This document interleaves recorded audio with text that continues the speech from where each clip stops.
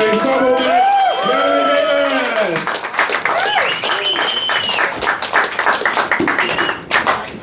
Right, hello. Have we got any Romanians or Bulgarians in tonight? No? Oh, it's a relief. Apparently we're all really worried about Romanians and Bulgarians. The Poles say we're miserable about immigration, the Poles say we're miserable about welfare. I think what's making us really miserable is all these bloody Poles. I think that the solution to Britain's national crisis is to ban the Poles. And I think just because it's clearly not good, the polling is clearly not good for your mental state. And like everything else, the government's trying to tax everything else that's not good for us, fatty foods, alcohol, fags.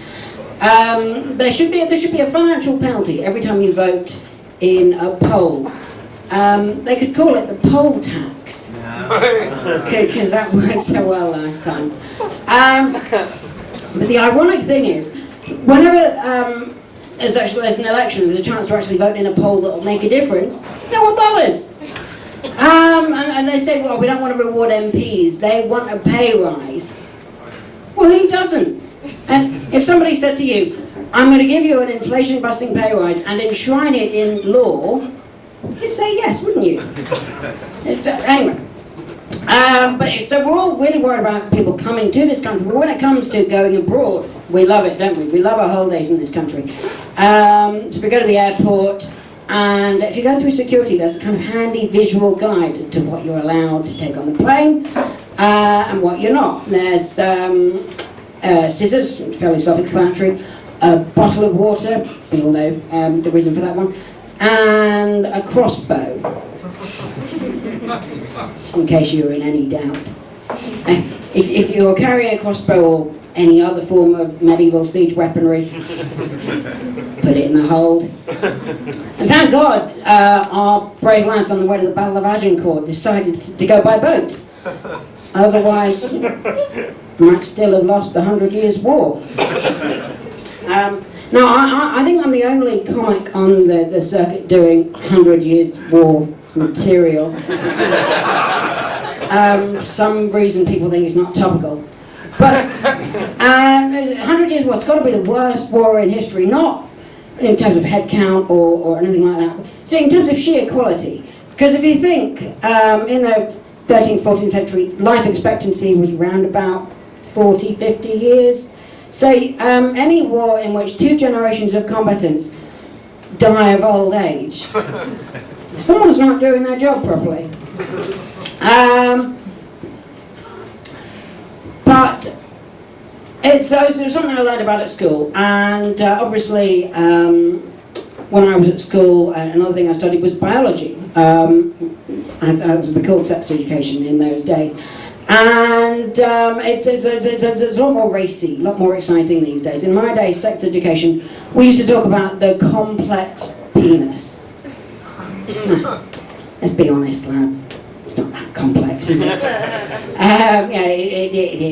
It's not one of those body parts that strikes you as having existential crises about its role in life, is it? It shags, pisses. It's a bit like Wayne Rooney in the closed season.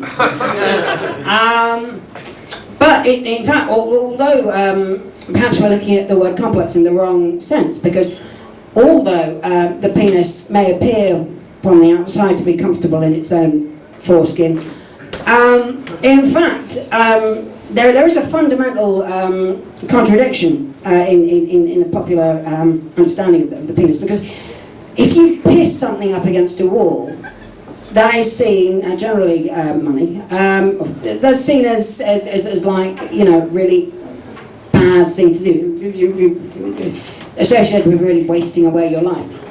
On the other hand, if you shag something against a wall, and again, money is often involved in the transaction, it's seen as kind of the epitome of manhood.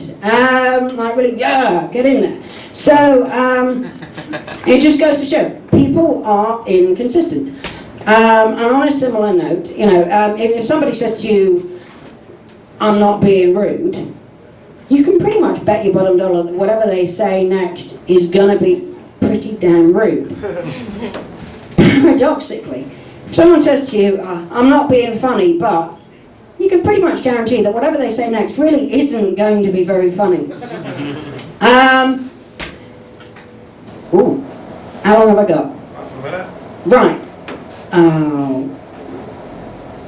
I'm going to call it a night, because it's going to take me 30 seconds to wrap up. I'd just like to say thanks for listening. You've been lovely. Enjoy the rest of your evening. Cheers.